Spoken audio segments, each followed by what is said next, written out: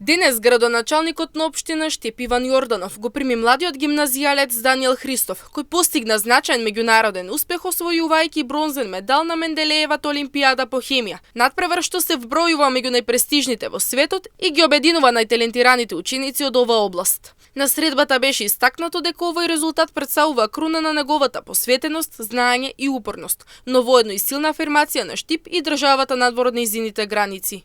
Градоначалникот нагласи дека ваквите успеси ја потврдуваат вредноста и потенцијалот што го поседуваат младите, особено во научните дисциплини.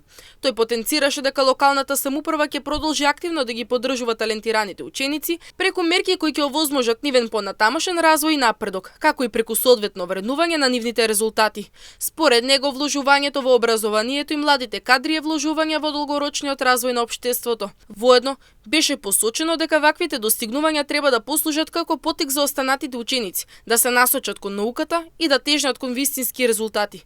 Како знак за признание на Христов му беше доделен ваучер во износ од 10.000 денари, како поддршка за неговите идни предизвици.